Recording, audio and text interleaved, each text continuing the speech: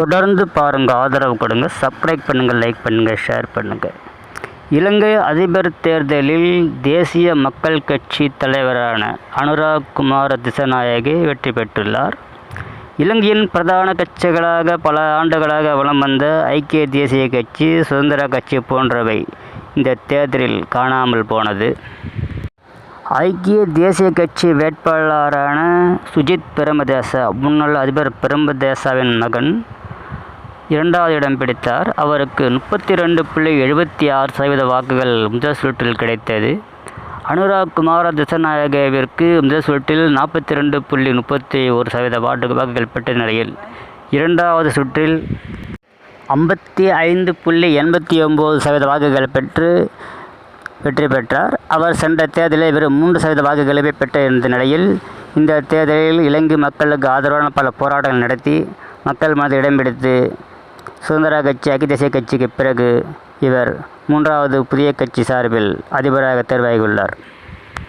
தற்போதைய அதிபரும் முன்னாள் பிரதமருமான மூத்த அரசியல்வாதியுமான ரணில் விக்ரமசிங்கே 17.27% வாக்குகள் பெற்று 3வது இடத்தையே பிடித்தார்.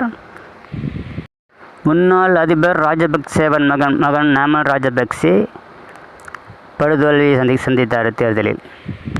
இடதுசாரி சிந்தனைவாதியான திசாநாயகே சிங்கள ஆதரவாளர்கள் என்று கூறப்படும் நிலையில் அவர் சில ஆண்டு காலமாகவே தனது பொதுவான அரசியல்வாதி என்பதை காண்பிக்கும் முயற்சியில் ஈடுபட்டிருந்தார்.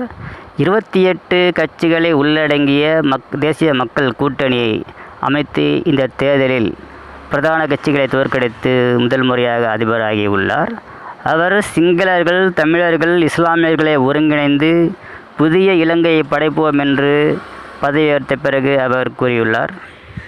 ஸ்ரீலங்காவின் 3வது கட்சியை பெரிய கட்சியான MVPயில் இணைந்து பல ஆண்டுகளாக பணியாற்றிய அவர் கட்சியில் படிப்படியாக முன்னுக்கு வந்து சென்ற தேர்தலில் MVPயின் அதிபர் வேட்பாளராக போட்டியேற்று சுமார் 3% வாக்குகளை பெற்றிருந்த நிலையில் அவரின் அசூர வளர்ச்சி இந்த தேர்தலில் அவரை மக்கள் அதிபராக தேர்ந்தெடுத்துள்ளனர். பொருளாதார சூழ்நிலையில் முடங்கியிருக்கும் இலங்கையை திசாநாயகே மீட்டெடுப்பார் என்று இலங்கை மக்கள் பெரிதும் எதிர்பார்க்கின்றனர்.